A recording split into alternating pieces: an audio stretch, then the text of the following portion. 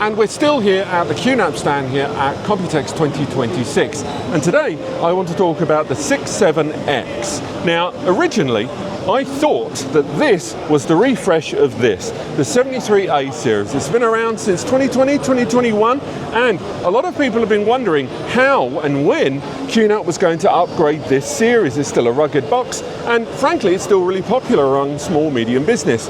But an upgrade has been due, I would argue. Now, again, they highlight this is not the refresh of this. This is an affordable 10G alternative to this. What does that mean? Well, it does arrive with that same CPU, that quad-core AMD embedded Ryzen processor. That's the 4-core 8-thread V1500B CPU at 2.2 GHz. No integrated graphics, but there is support via PCIe of upgrades.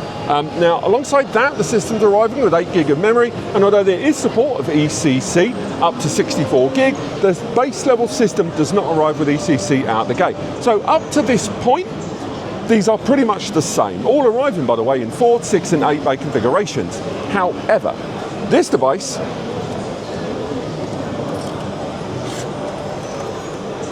arrives with 10 gig out the gate. It's got a couple of 10 gig ports, whereas the 73A arrived with 2.5 gig as standard.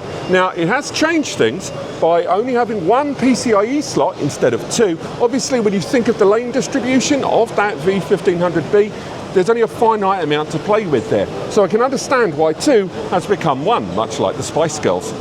Now, with the 10 gig ports there on the side alongside 10 gig USBs, there's a lot of potential there. You can upgrade to 25 gig NICs if you want, add more 10 gigs, go for a USB 4 DAS, because apparently this will support a USB 4 direct attached upgrade there.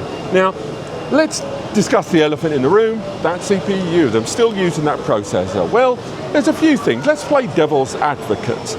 Number one, they're trying to maintain that price point while adding 10 gig networking. But alongside that, as mentioned numerous times, and I know you're sick of hearing it, hard drive costs, memory costs, SSD costs, we're fast approaching a point where the NAS is actually forming a very small percentage of your overall spend, your total cost of ownership, TCO, for the nerds.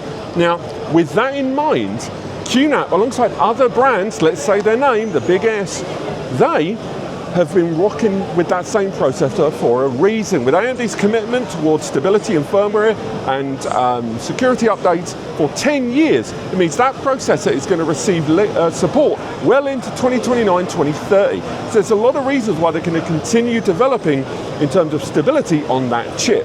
Overall, I really like what I'm seeing here, and depending on how they maintain the price point for this and its new design over that of the more metal 73A series, that is something we're going to have to wait and see. Also, you may have noticed this device is arriving with a brick PSU input there.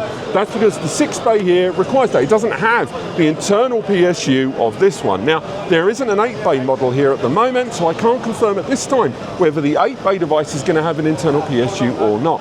But ultimately, this is going to serve as a very affordable 10 gig entry point there. Alongside that, I haven't even touched on it, the PCIe arrives at Gen 3 x 4, so you've got 40 gigabits per second bandwidth afforded to the PCIe upgrade slot, and there's a couple of Gen 3 x 1 M.2 NVMe slots inside there. So a huge amount of storage, a huge amount of bandwidth potential. But what do you guys think? Let's talk about it more in the comments below. Apart from that, thank you so much for watching, and I'll see you on the next video.